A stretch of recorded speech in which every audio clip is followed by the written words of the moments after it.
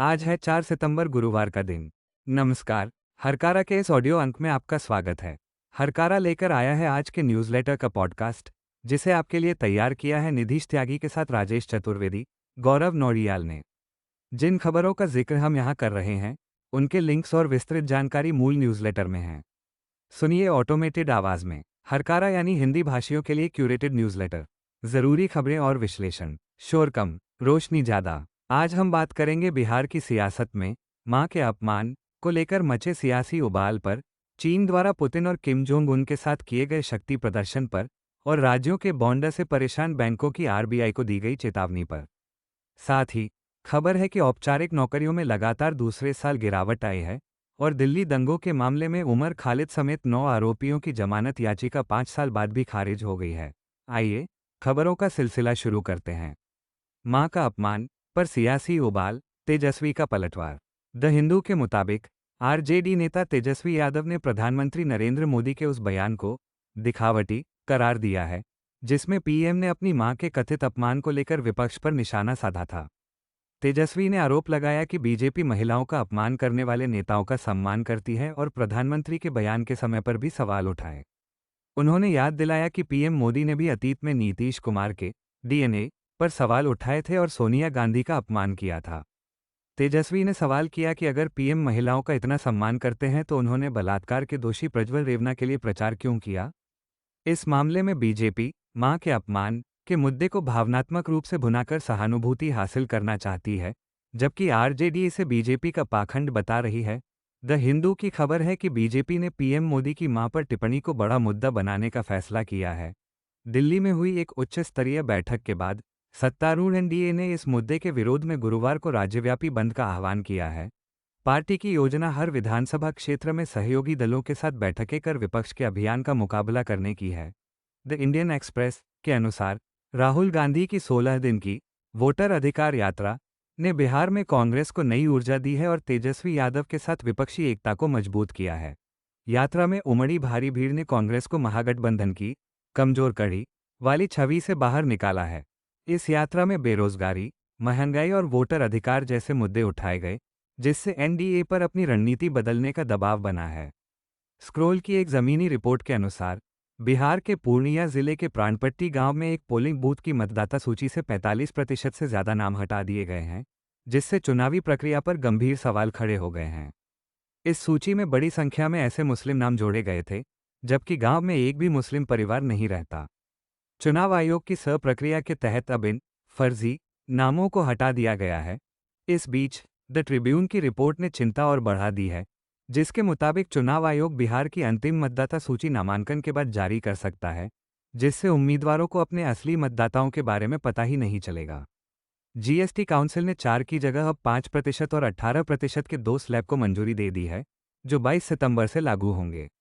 वित्त मंत्री निर्मला सीतारमण ने कहा कि फैसला सर्वसम्मति से लिया गया, लेकिन झारखंड, तमिलनाडु और केरल जैसे विपक्ष शासित राज्यों ने राजस्व हानि पर चिंता जताते हुए एक स्पष्ट मुआवजा तंत्र की मांग की है। तेलंगाना की एमएलसी के कविता ने पार्टी से निलंबित होने के एक दिन बाद भारत राष्ट्र समिति बीआरएस से इस्तीफा दे दिया है। उन्होंने साफ किया कि वह किसी अन्य दल में शामिल नहीं होंगी। कविता ने अपने भाई और पार्टी के कार्यकारी अध्यक्ष केटी रामाराव को चेताया, रमन्ना, पार्टी के भीतर की ताकतों से सावधान रहो। ये लोग हमें बाहर निकालकर पार्टी पर कब्जा करना चाहते हैं। गैंगस्टर से नेता बना अरुण गवली शिवसेना नेता की हत्या के मामले में 18 साल बाद नागपुर जेल से रिहा हो गया है। सुप्रीम कोर्ट ने उसे इस आधार पर जमानत दी कि वह लगभग 2 दशक जेल में बिता चुका है, जबकि उसकी अपील अदालत में लंबित है। मध्य प्रदेश और राजस्थान को जोड़ने वाले चीता कॉरिडोर की योजना को स्थगित कर दिया गया है। अधिकारियों को आशंका है कि दक्षिण अफ्रीका से लाए गए चीते अगर कॉरिडोर के जरिए राजस्थान गए तो वे वापस मध्य प्रदेश नहीं लौटेंगे। अमेरिका की बड़ी ट्रेडिंग फर्म जेन स्ट्रीट ने भारत के बाजार नियामक सेबी के खिलाफ मामला दायर किया है।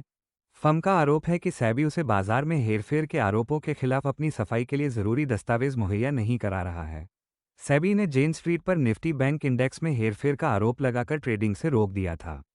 यह मामला भारत की नियामक प्रणाली की छवि को प्रभावित कर सकता है। भारत के सबसे बड़े बैंकों ने आरबीआई को चेतावनी दी है कि वे राज्यों के सरकारी बॉन्ड के बोझ तले दब गए हैं और उनकी खरीदारी की सीमा पूरी हो चुकी है। अगर बैंकों ने और बॉन्ड खरीदने से हाथ खींचे तो राज्यों के सामने फंड का भारी संकट खड़ा हो सकता है, जिससे विकास कार्यों पर असर पड़ सकता है। नाटो प्रमुख मार्क रूटे ने कहा है कि राष्ट्रपति ट्रंप यूक्रेन युद्ध को समाप्त करने को लेकर गंभीर हैं। उन्होंने इसका उदाहरण देते हुए कहा कि भारत पर प्रतिबंध इसलिए लगे क्योंकि भारत युद्ध समाप्त करने के लिए रूस पर दबाव नहीं डाल रहा है। बिजनेस लाइन की एक आरटीआई रिपोर्ट से पता चला है कि भारत के सार्वजनिक क्षेत्र के बैंकों में शासन के स्तर पर बड़ी खामियां हैं। Bank of Baroda, central bank of India और यूनियन बैंक जैसे बड़े बैंकों में चेयरपर्सन, एमडी और सीईओ जैसे प्रमुख पद वर्षों से खाली पड़े हैं। नवीनतम ईपीएफओ आंकड़े बताते हैं कि भारत में औपचारिक रोजगार सृजन लगातार दूसरे साल घटा है। वित्त वर्ष 2025 में कुल नई नौकरियां घटकर 1.29 करोड़ रह गईं, जो 2023 में 1.38 करोड़ के उच्च स्तर पर थीं। क्रिक ब्लॉगर की रिपोर्ट के अनुसार पूर्व कप्तान महेंद्र सिंह धोनी को बीसीसीआई में एक बड़े मेंटरशिप रोल की पेशकश की गई है। इसके तहत वह जूनियर और महिला क्रिकेट सहित भारतीय क्रिकेट की सभी टीमों के विकास में योगदान देंगे। पूर्व विदेश सचिव श्याम सरन ने चेतावनी दी है कि चीन की बढ़ती आक्रामकता भारत के लिए एक बड़ी चुनौती है। हिंदुस्तान टाइम्स में उन्होंने लिखा कि चीन की शक्ति और प्रभाव में बढ़ोतरी भारत के लिए शुभ संकेत नहीं है। देश के सबसे स्वच्छ शहर इंदौर के सबसे बड़े सरकारी अस्पताल इमवाया अस्पताल में चूहों के काटने से 2 नवजात शिशुओं की मौत हो गई है। दोनों बच्चे अस्पताल के एनआईसीयू में भर्ती थे। इस घटना ने अस्पताल में स्वच्छता और रखरखाव पर गंभीर सवाल खड़े कर दिए हैं। दिल्ली उच्च न्यायालय ने दिल्ली दंगा मामले में उमर खालिद समेत 9 आरोपियों को जमानत देने से इनकार कर दिया है। ये सभी 5 साल से अधिक समय से जेल में हैं और अभी तक मुकदमा शुरू नहीं हुआ है। कानून के जानकार गौतम भाटिया ने इस अदालती आदेश की आलोचना करते हुए इसे न्यायिक बर्बरता कहा है। उन्होंने सवाल उठाया कि अदालत ने अभियोजन पक्ष के कमजोर सबूतों को बिना किसी जांच के क्यों स्वीकार कर लिया।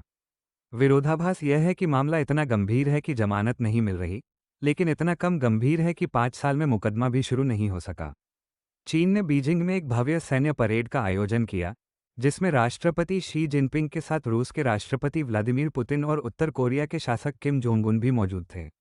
यह अमेरिका को एक सीधा भू राजनीतिक संदेश था। इस परेड में चीन ने हाइपरसोनिक मिसाइलों समेत अपने सबसे नए और घातक हथियारों का प्रदर्शन किया। इस शक्ति प्रदर्शन पर पूर्व अमेरिकी राष्ट्रपति डोनाल्ड ट्रंप ने सोशल मीडिया पर तंज कसा। ब्लूमबर्ग की एक रिपोर्ट के मुताबिक रूसी तेल खरीदने को लेकर अमेरिका के साथ बड़े तनाव के बीच मुकेश अंबानी ने अपने परिवार को संकट से निपटने के लिए मैदान में उतार दिया है। उनके तीनों बच्चों को डिजिटल, रिटेल और ग्रीन एनर्जी कारोबार की कमान सौंपी गई है ताकि अमेरिकी पूंजी और तकनीक को आकर्षित किया जा सके। ब्राजील के पूर्व राष्ट्रपति जायर बोल्सोनारो के खिलाफ तख्तापलट की कोशिश के आरोप में चल रहे मुकदमे का अंतिम चरण शुरू हो गया है। दोषी पाए जाने पर उन्हें 40 साल से अधिक की जेल हो सकती है। उनके पूर्व सहयोगी के सरकारी गवाह बनने से उनके खिलाफ मामला मजबूत हो गया है।